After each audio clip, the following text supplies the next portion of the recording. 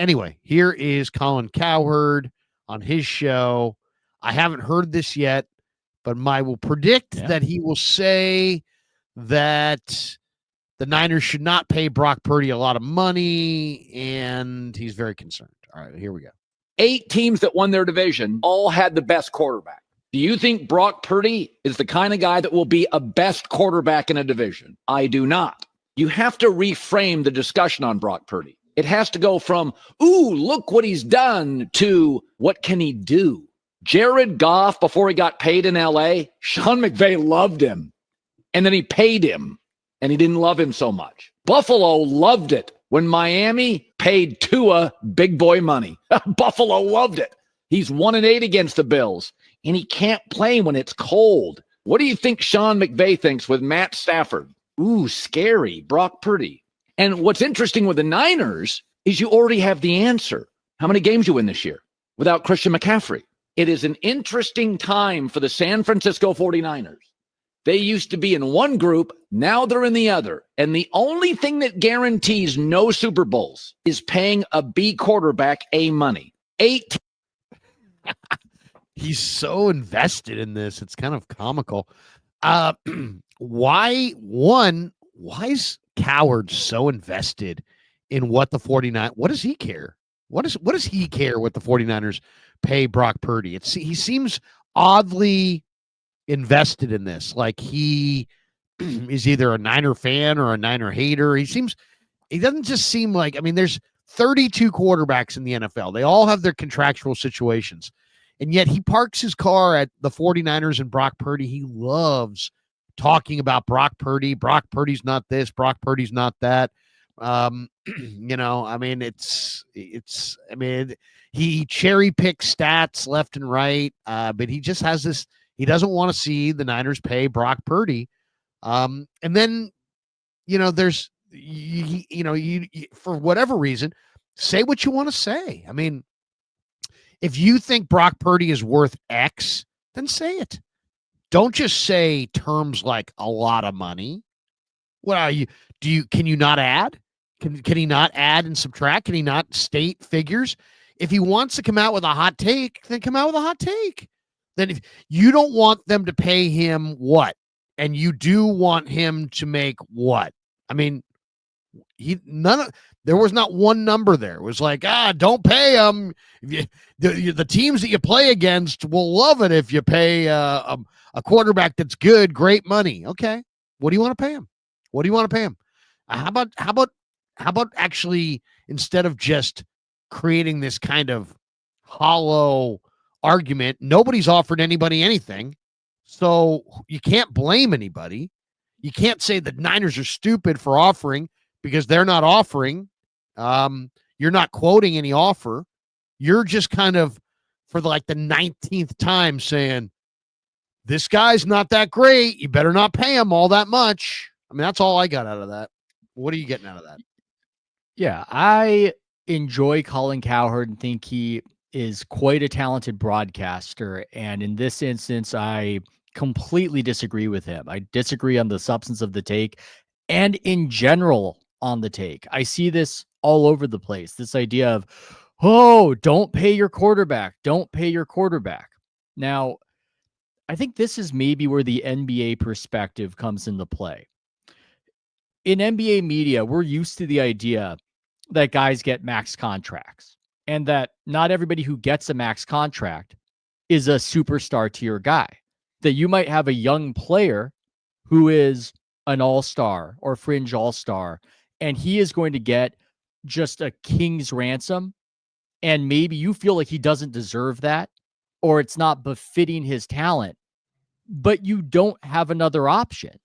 And I know that we don't have max contracts in the NFL, and there's a game of trying to squeeze as much out of the dollar amount as you can in negotiations. But we get back to that same place now, don't we? We don't have a replacement here. Like, what's the other option? And I go down the list of teams, for instance, because we're getting this warning. Don't pay the quarterback. Don't pay the quarterback. Don't over that. That's going to knock you out of Super Bowl contention. Let's go down the list of playoff teams right now in the NFC. Okay. Detroit Lions paid the quarterback. I don't know if people think Goff's a superstar, but he got paid. Philadelphia Eagles. I don't know if people right now think Jalen Hurts is a superstar, and he got paid. They fielded a pretty good team right there. Tampa Bay Bucks, they didn't pay Baker top flight money, but he wasn't in the position to negotiate it, and he's about to get a big deal. The Rams, people think Stafford's that guy. It's kind of hard to tell. He's got a lot of respect, but he can't really move anymore, as good as he still is. They're up there. The Vikings are a weird situation with the defense. They drafted a quarterback and tried to rebuild, and Darnold popped for them enough for them to make it. Same with the Commanders in that they were going for a high draft pick. And then you've got the Packers who, once again, paid their quarterback that people weren't exactly sure was a superstar. So this is just, you generally can't be good in the NFL unless you're paying a decent quarterback, or at least be good in a sustainable way. So when we're having this conversation about Brock Purdy and, oh, I wouldn't pay him, people get real tough about it. Like, oh, not a penny more than this amount. Okay, name the guy. Name what they're doing. Tell me what the plan is if it's not paying him, because I'll allow that maybe he'll flame out or the elbow's a concern. Maybe it won't work out. I'm just not really hearing a lot of other options that sound all that inspiring or viable. And that's why Purdy has a lot of leverage here. It's hilarious because there's a lot of people out there that they don't have a take. They're just waiting to bash your take. You know, occasionally I'll put out a mock draft. And amazingly, I'll always have people who are just like, you think they're going to draft blankety blank with the 11th pick? You're crazy. Okay. But they don't say who they would pick. Yeah. They just rip your pick. You think that? Oh, you're high. You think that? Oh, you're nuts. Okay. And who should they take? Oh, I don't know. I have no idea. So there's a lot of that. Don't pay Brock, don't pay Tua, don't pay your quarterback. Yeah. Okay, let's review Miami, by the way. Yeah, so Tua comes out this year. He plays the first couple games, threw for 338 yards in week 1. They beat Jacksonville, lost to Buffalo the next week. He gets hurt. Okay. So now he's not in there in week 3. They lose 24-3 with Skylar Thompson.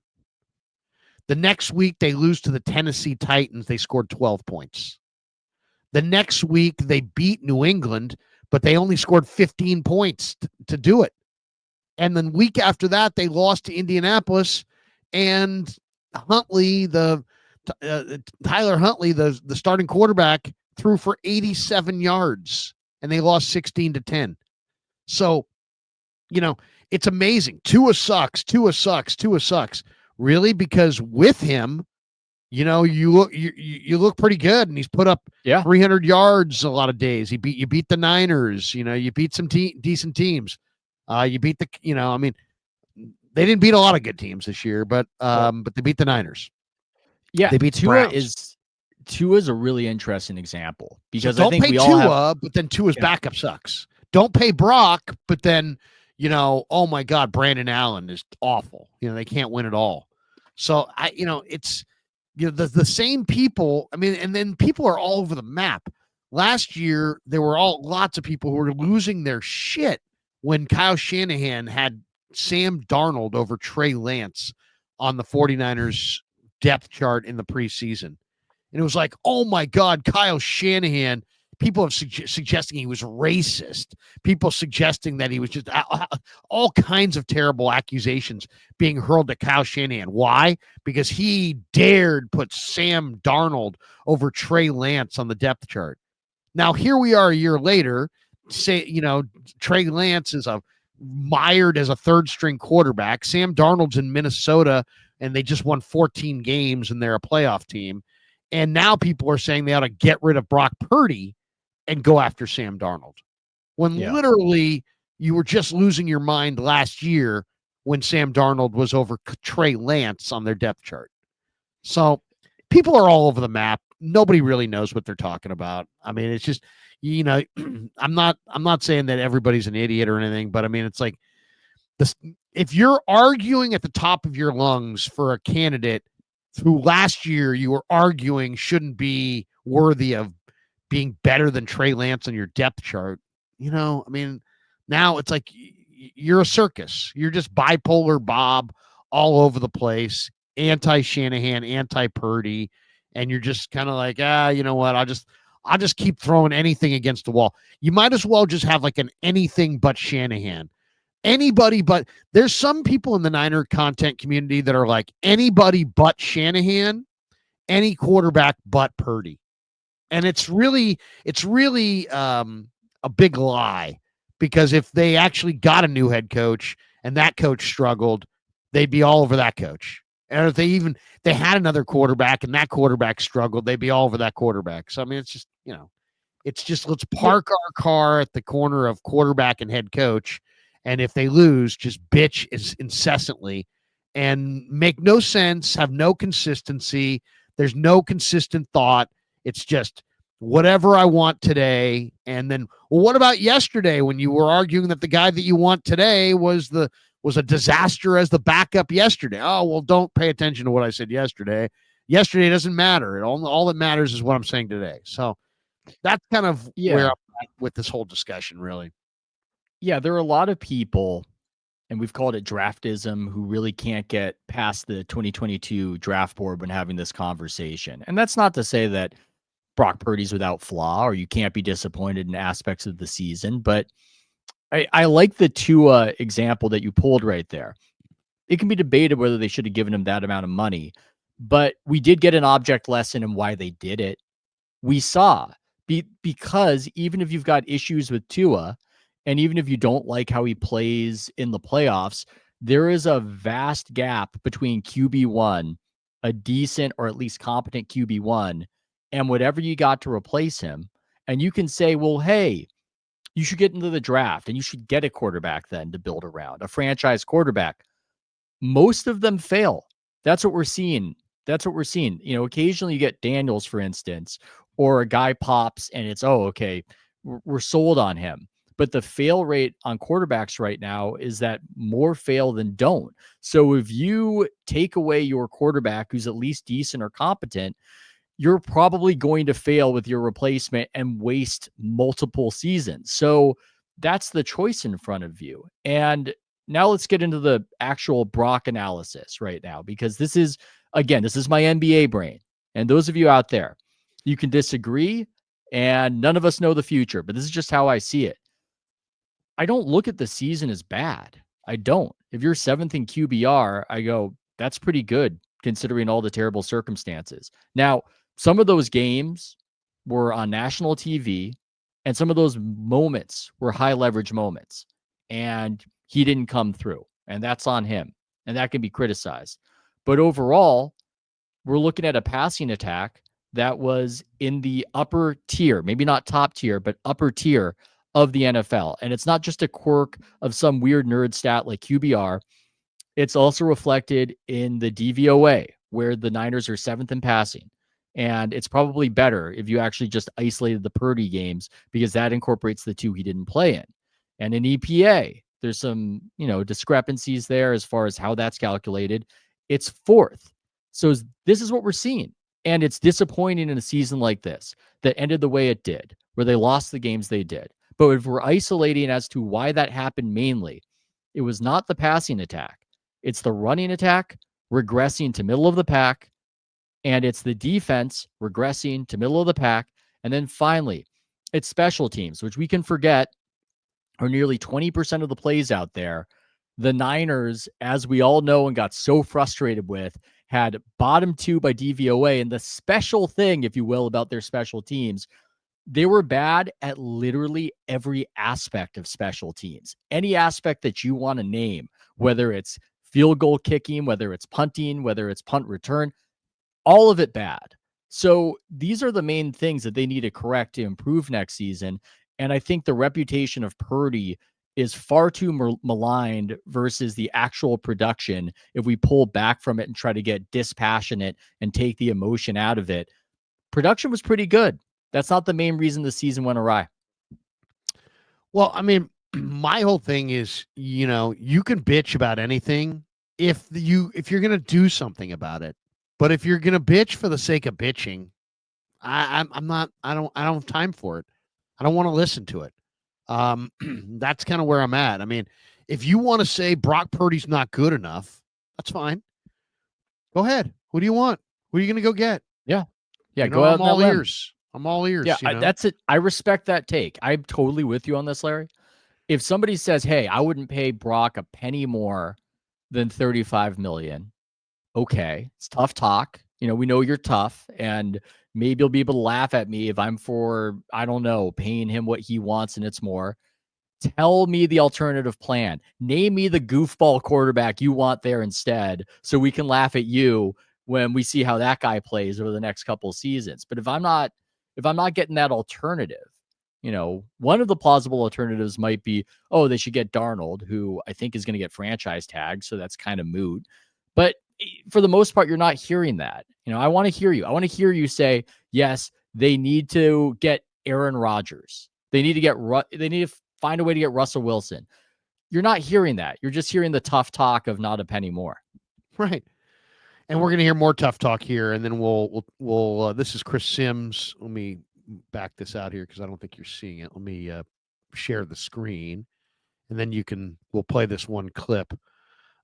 This is off Coach Yak's Twitter. This is Florio and Sims talking Purdy again. Here we go. And then we'll talk about this. This is not going to be easy. We know the 49ers like to play hardball. They do. And they're not going to do anything fast. They'll take their time to try to get a better deal. We saw it with Brandon Ayuk last year. We've seen it with others. We saw it with Deebo Samuel, right? They do not, and this isn't John Lynch, Kyle Shanahan. This is Parag Marathe, Jed York. They do not just throw out money, not that many teams do. But I can't imagine this being an easy negotiation. No, I mean, and I can't either. And, they're in a little bit of a bind, in my opinion, because they have thrown out money, maybe, I think, a hair recklessly. I'll say that. I know I'm friends with John Lynch and Kyle Shanahan and a bunch of people out there, but yeah, that's just my thought.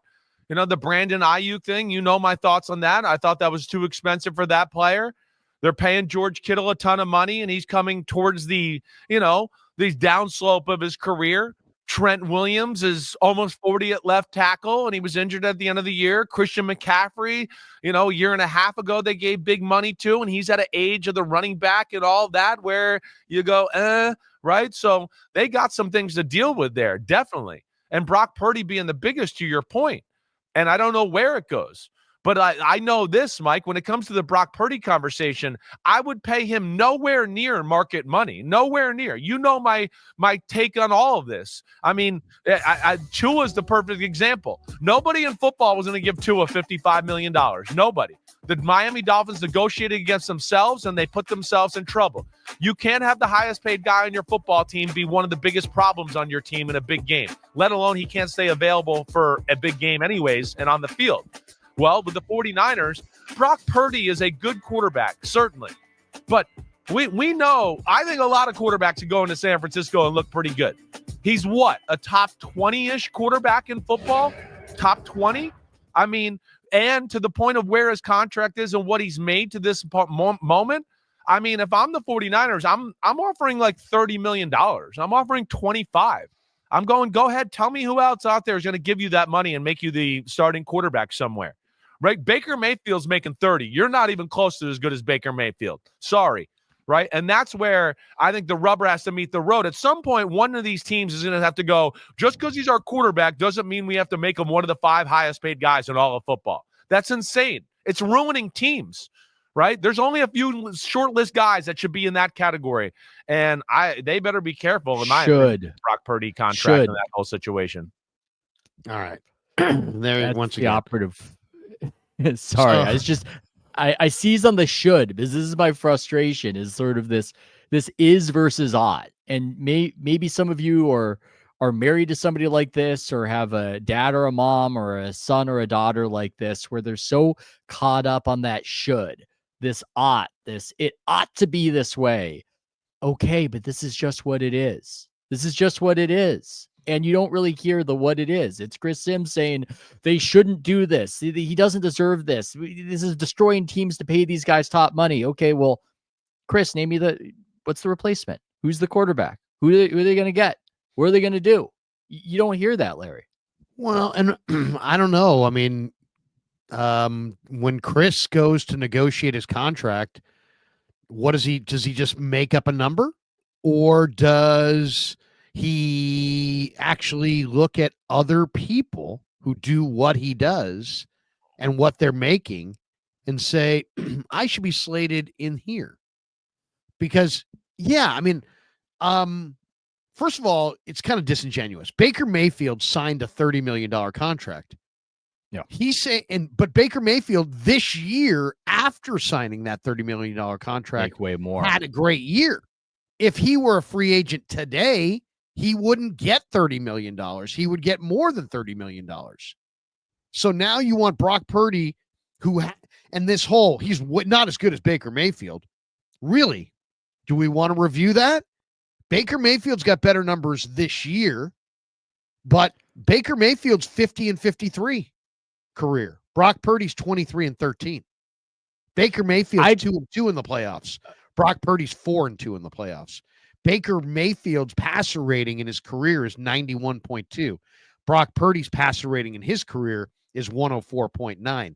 Baker Mayfield's got 171 touchdowns and 90 interceptions. Brock Purdy's got 64 touchdowns and 27 interceptions. Both are one-time Pro Bowlers. Baker was the first pick. Brock was the last pick. Baker's 4 years older at 29. They're both basically the same size. Brock's the better guy, I think. Brock's the better character, higher ethic, I think, than Baker. Baker's had problems with the law.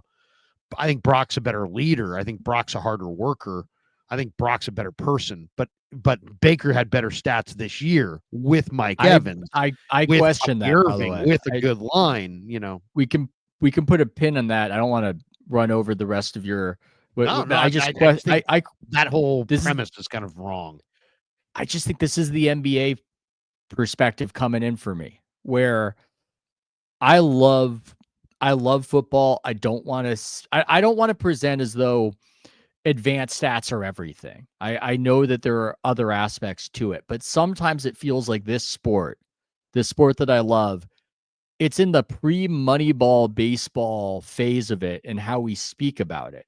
In basketball, we have fully absorbed that your overall stats, your top line stats, we call them counting stats. We don't really talk about, hey, he's averaging 29 a game. We understand that pace of play influences that, and we're into efficiency. And that just has not come to football. Like the top line of the stats, people obsess over it. Baker Mayfield is 13th in QBR.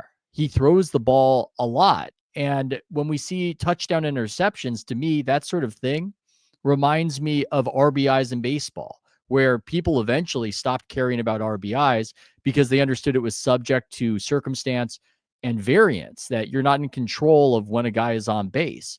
That thing just flies all over the place. Patrick Mahomes had 50 touchdowns one season and 28 touchdowns the next season. And he was just as good a quarterback in both of those seasons. And QBR reflected that because it's measuring what you do in getting first downs when you have that opportunity. So I think we're having a conversation that just doesn't make a lot of sense considering the era that we're in, and it's coloring our view of who did what and how good guys are. And I think that's part of my perspective, again, coming from the NBA.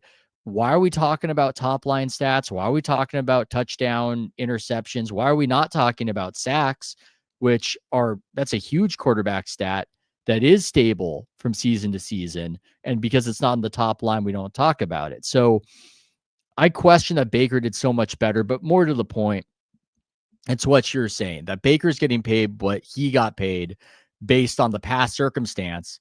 And if he would negotiate a contract right now as he is, he's going to get paid a lot more. So it doesn't make sense to pay Brock Purdy according to what Baker Mayfield got in the past. It's just illogical.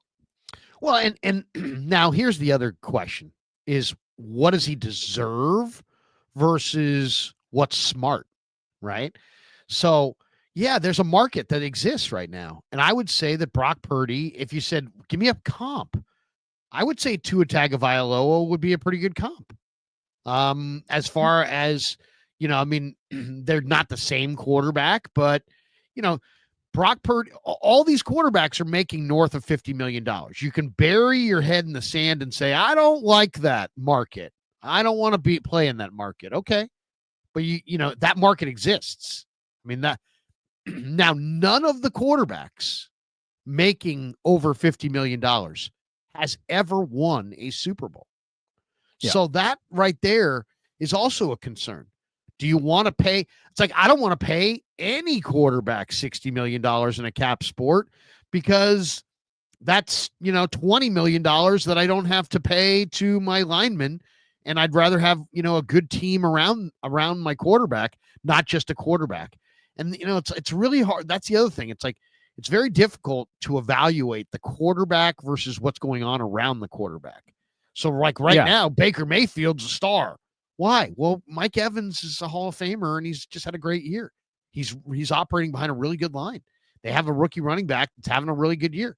So I mean, the circumstances surrounding Baker have improved, and Baker has improved along with it.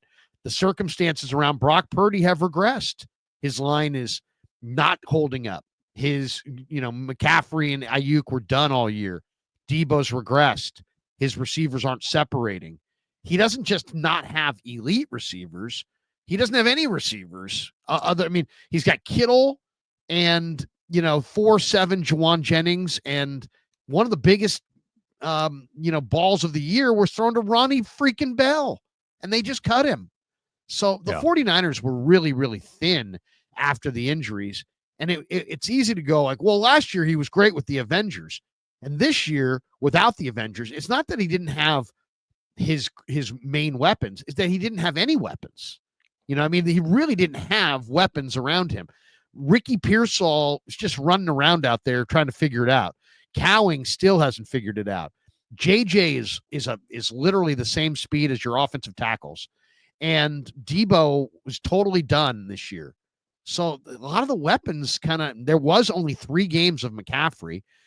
So it's not like, well, Brock last year had awesome weapons, and this year he had normal. No, last year he had awesome weapons. This year he had replacement level weapons.